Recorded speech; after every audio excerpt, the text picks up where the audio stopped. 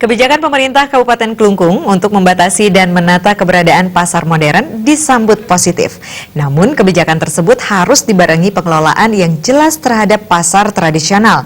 Bahkan jika memang diperlukan, pihak swasta bisa dilibatkan dalam pengelolaan pasar tradisional yang bisa membuat kualitas pasar tradisional menyamai pasar modern.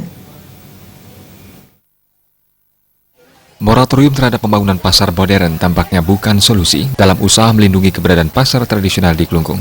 Ketua Komisi 2 DPRD Klungkung Komang Suantara mengatakan, pasar tradisional saat ini dari segi penataan dan keamanan tidak terkontrol, seperti munculnya pedagang dadakan yang tidak tercatat secara resmi. Ada dugaan munculnya pedagang dadakan sengaja dikondisikan oleh pihak tertentu untuk mencari keuntungan pribadi.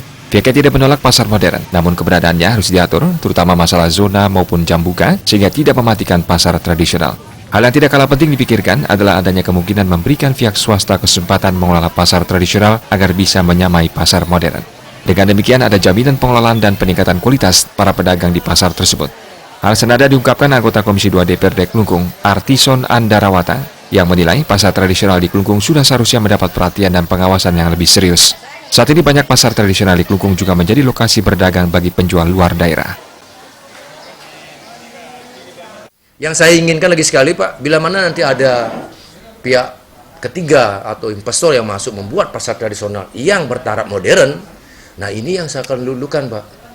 Jadi satu, barang bisa terjamin, kedua cepat pelayanannya, udah gitu update daripada expired barang itu bisa terkontrol.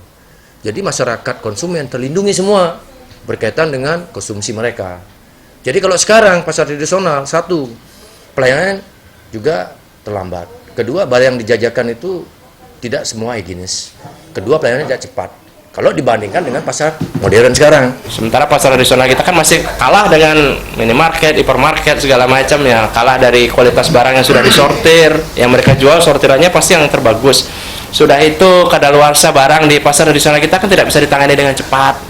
Kalau mereka punya jaringan, begitu kadaluarsa mereka ambil, mereka bisa langsung ke pabrik lagi tukar. Sementara retail kita yang di pasar rakyat ini tidak bisa seperti itu, tidak mobile seperti itu. Jadi barang kadaluarsa kadang terbengkelai di sana dan masih dijual kembali. Sudah itu kualitas barang, banyak barang palsu yang kita takutkan juga beredar di pasar tradisional kalau tidak ada pengawasan. Revitalisasi pasar tradisional ini perlu dilakukan karena bagaimanapun juga ke depan persaingan tidak bisa dihindari dan harus dihadapi dengan perbaikan kualitas. Terima Jabali TV.